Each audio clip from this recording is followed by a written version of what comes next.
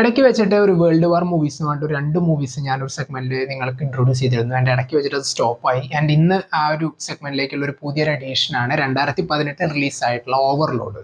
ഈ ഒരു സിനിമ സാധാരണ ഒരു വാർ മൂവി ആയിട്ട് തന്നെയാണ് കണ്ടു തുടങ്ങിയത്. പക്ഷേ പടം കണ്ട് ആദ്യത്തെ ഒരു അരമണിക്കൂറൊക്കെ ആയപ്പോഴേക്കും മനസ്സിലായി ഇത് സാധാരണ ഒരു വാർ മൂവി ആയിട്ട് മാത്രമല്ല ഒരു ഫോക്കസ് ചെയ്തിട്ടുള്ളത്. അതിനിടയ്ക്ക് വേറെയും കുറേ സംഭവങ്ങൾ അവർ ബ്ലെൻഡ് ചെയ്തിട്ടുണ്ട് എന്നുള്ളത്. ഒരു ജർമ്മൻ റേഡിയോ ടവർ തകർക്കാൻ വേണ്ടിയിട്ട് പുറപ്പെടുന്ന കുറച്ച് അമേരിക്കൻ സോൾജേഴ്സ്. പക്ഷെ അവിടെ എത്തുമ്പോഴാണ് അവർക്ക് മനസ്സിലാവുന്നത് അവിടെ ഒരു റേഡിയോ ടവർ മാത്രമല്ല, അവിടെ വേറെയും കുറെ സംഭവങ്ങൾ ഉണ്ടെന്നുള്ളത്. അതെന്തൊക്കെയാണെന്നുള്ളത് അറിയാൻ തീർച്ചയായിട്ടും പടം കണ്ടു നോക്കുക.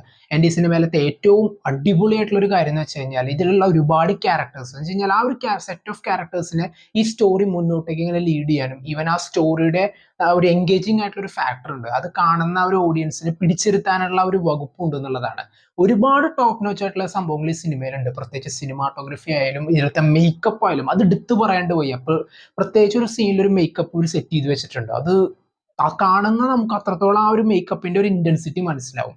ആൻഡ് ഇതിലത്തെ സിനിമാറ്റോഗ്രഫി ഒക്കെ വളരെയധികം ഐ കാച്ചിങ് ആയിട്ട് എന്നൊക്കെ പറയാലോ, അങ്ങനത്തെ ഒരു ഫീൽ തന്നെയായിരുന്നു. ആൻഡ് ഈ സിനിമയിലെ പലയിടത്തും അവർക്ക് CGI എഫക്ട്സ് ഒക്കെ യൂസ് ചെയ്യാവുന്ന പല സ്ഥലങ്ങളും ഉണ്ടായിരുന്നു. പക്ഷേ ഇതിന്റെ ട്രിവ്യൂ അന്വേഷിച്ചപ്പോഴാണ് മനസ്സിലായത് പലയിടത്തും പ്രാക്ടിക്കൽ എഫക്ട്സ് ആണ് അവർ കൂടുതലായിട്ട് യൂസ് ചെയ്തിട്ടുള്ളത്. എല്ലായിടത്തും കയറിയിട്ട് അവർ കമ്പ്യൂട്ടർ ജനറേറ്റഡ് ഇമേജസോ അല്ലെങ്കിൽ എഫക്ട്സോ അങ്ങനെ യൂസ് ചെയ്തിട്ടില്ല. വേണ്ട സ്ഥലത്ത് കറക്റ്റായിട്ട് പ്രാക്ടിക്കലി എന്താണോ ചെയ്യാൻ പറ്റുന്നത് അത് മാത്രമാണ് അവർ ചെയ്യാൻ ശ്രമിച്ചിട്ടുള്ളത്. അത് പല സീനുകളുടെയും ഔട്ട്പുട്ട് കാണുമ്പോൾ നമുക്ക് മനസ്സിലാവും.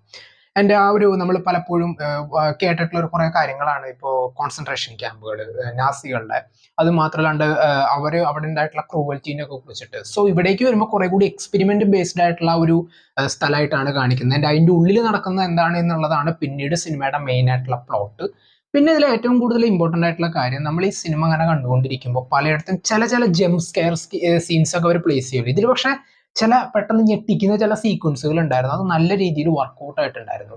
നമുക്ക് ഒരു വാർ മൂവി കാണുന്നതിനേക്കാൾ കൂടുതൽ ഒരു ഹൊറർ വാർ ആക്ഷൻ ത്രില്ലർ എന്നൊക്കെ പറയാം, അങ്ങനെയുള്ള ഒരു ജോണറിൽ നമുക്ക് പെടുത്താവുന്ന മൂവിയാണ് ഓവർലോഡ്.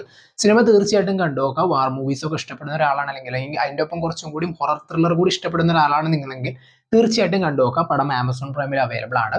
പടം കണ്ടവർ നിങ്ങളുടെ അഭിപ്രായം കമന്റ് ബോക്സിൽ നോട്ട് ചെയ്യുക. കാണാത്തവർ എന്തായാലും കാണും.